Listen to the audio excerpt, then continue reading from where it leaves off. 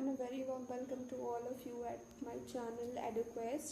And बहुत लंबे time के बाद वीडियो आ रही है about my CUET upcoming update and all everything about, आप लाइफ अपडेट कह सकते हो, क्योंकि काफ़ी लंबे टाइम से अराउंड 1 महीने बाद वीडियो आ रही है मुझे जहाँ तक समझ आ रहा है।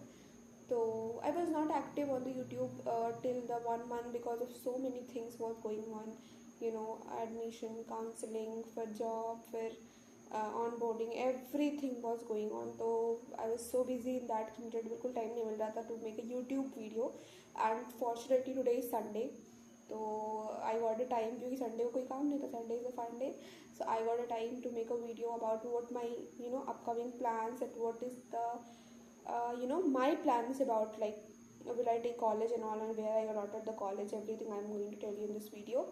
So yeah, the first thing is that, as you know, कि परसों मैं नहीं कह सकती, let me see a calendar. First of all date, calendar मेरे बगल में ही है। तो 8 अगस्त को आपको पता है कि BHU का शाम को जो है वो काउंसलिंग का राउंड 1 सीट अलॉटमेंट रिलीज़ कर दिया गया है। और उसमें मुझे जो है, अगर मैं अपने बात करूँ तो मुझे कॉलेज अलॉट हुआ है in chemistry honours with geology, means BSc in chemistry honors with geology, and it was allotted in महिला महाविद्यालय। मेरी ये choice 2 थी, यानी preference number 2, it is that, okay। I want to do BSc in chemistry honors because I love chemistry, I like chemistry a lot। इस वजह से मेरा बहुत मन था chemistry में अपना जो है further study pursue करने का। So I made that also। सो या I got that college and now comes कि DU में क्यों नहीं लिया, DU तो बेस्ट होता है एंड एवरीथिंग लाइक दैट। या DU इज़ बेस्ट, बहुत सही कॉलेज है DU, और DU को आप किसी भी कॉलेज से कंपेयर नहीं कर सकते हो, okay. But the thing is that कि the major points comes there is that कि DU जो है, there are lot of things going on. आप सिर्फ स्टडी को देख के नहीं कर सकते हो, आपके पास you have environment, pollution, everything is there in Delhi, as you know, ठीक है। pollution है, safety नहीं है, everything was there। so looking to the all aspects, हम लोगों ने डिसाइड किया कि DU नहीं जाना है, DU में एडमिशन नहीं लेना है।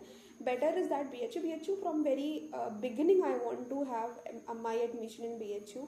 इवन मैं अगर आपको बताऊँ तो जो मेरा अगर हमको MBBS भी करना होता तो I would prefer BHU as well for like medical college BHU का, बिकॉज मुझे लगता है कि अपने स्टेट में रहना is the best thing, so yeah. तो BHU में महिला महाविद्यालय कॉलेज अलॉट हुआ है। अभी तो अभी के टाइम के लिए मैंने उसको 2000 रुपये दे करके अपग्रेड कर लिया है, ठीक है। फ्रीज़ नहीं किया है। रीज़न भी अपग्रेड क्यों किया है, इसका रीज़न ये था बिकॉज जो मेरी चॉइस नंबर 1 थी, that is the same course but in the different college, it is faculty of science. So I want that college because the college is having a better labs and practicals and everything was going good there. तो उस research काफ़ी ज़्यादा होती है वहाँ पे, इसलिए मुझे वो कॉलेज या मेरे घर में वो कॉलेज प्रेफर किया जा रहा है, and that's why I want that college as well in like for my graduation, okay. तो हम लोगों ने अपग्रेड पे क्लिक किया, राउंड 2 में देखेंगे क्या अलॉट होता है। अब यहाँ पे थोड़ा ना कंफ्यूजन हो जा रहा है, क्योंकि my father want me to do BSc agriculture, because आपको पता है एग्रीकल्चर में बहुत सारे स्कोप हैं। आप कई जगह इन अ गवर्नमेंट जॉब स्पेशली आप काफ़ी जगह अप्लाई कर सकते हो।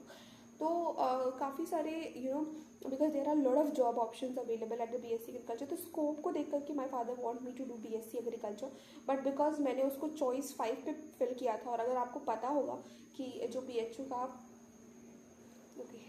और जो BHU का जो अलॉटमेंट रूल होता है वो ये होता है कि आप प्रेफरेंस में नीचे नहीं जा सकते। अपग्रेड होने पे आपका प्रेफरेंस जो है वो ऊपर जाता है, नीचे नहीं आता है। तो या दैट वाज समथिंग जो कि थोड़ा मुझे लगा कि I will not get the BSc agriculture.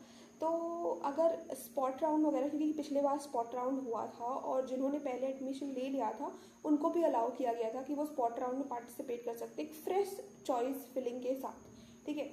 तो अगर स्पॉट राउंड होता है तो I will definitely participate in that. And आपको पता होगा DU का जो स्पॉट राउंड है वो ओपन हो चुका है, ठीक है। मतलब कुछ सीटें बाकी हो चुकी, कुछ सीटें खाली हैं, लाइक बायोकेमिस्ट्री की, माइक्रोबायोलॉजी की 2 सीट आई थिंक खाली है, आई रिमेंबर। तो कुछ सीट्स काफ़ी खाली हैं, BSc एग्रीकल्चर की सीट वहाँ नहीं खाली है। तो जूलॉजी बॉटनी की सीट्स काफ़ी खाली हैं। तो अगर अभी तक आप लोगों ने डीयू में अभी तक अपना एडमिशन नहीं किया है, या भूल गए थे, या रह गया था, आपको नहीं पता चला कि कब डीयू की एडमिशन स्टार्ट हो गई, कब उसका चॉइस फिलिंग का डेट ख़त्म हो गया, तो you have still your opportunity. अगर आप अभी भी डीयू में पढ़ना चाहते हैं तो आपके लिए रजिस्ट्रेशन पोर्टल ओपन है। आप अभी जा करके वहाँ पे रजिस्ट्रेशन करिए, फिर से चॉइस फिलिंग करिए, and you will allotted a college. ठीक है, कल जो है वो डीयू का आई थिंक 3rd या 4th राउंड का अलॉटमेंट वो रिलीज़ कर दिया जाएगा। तो अगर आप आज अगर कर लेते हो तो आपको कल आपकी लिस्ट में नाम मिल जाएगा। ओके ओके, तो अब बात करते हैं कि will I take this college or not? Yes, I'm going to take this college, and the first thing which comes in my mind that a lot of people will going to ask me that क्या आप फिर से या अभी भी NEET की preparation करोगे। अच्छा, बहुत सारे लोग ना जब मेरा ये वीडियो देखेंगे तो दे विल थिंक कि she is so much dishearten kind of girl, और कितनी जल्दी हार मान ली, इतनी जल्दी नीट से गिव अप कर दिया। बट मैं अगर आपको बताऊँ तो to be very honest, I do not want I really want MBBS। ठीक है, ऐसा नहीं है कि मैं MBBS नहीं चाहती हूँ। आई really want from my bottom of my heart, I want MBBS and I my dream. मतलब अभी बताया मेरा ये जो इस ईयर का बर्थडे है, मेरा इस साल का जो बर्थडे है वो 1 महीना बस बचा है, मेरा बर्थडे आ जाएगा। ठीक है, तो वो भी व्लॉग शेयर करूँगी, पहली बार ज़िंदगी में व्लॉग बनाऊँगी मैं। तो या आई वॉज थिंकिंग कि इस साल का जो मेरा बर्थडे होगा मैं मेडिकल कॉलेज में सेलिब्रेट करूँगी, बट वो हुआ नहीं actually. But it's okay. It's okay. That's completely fine.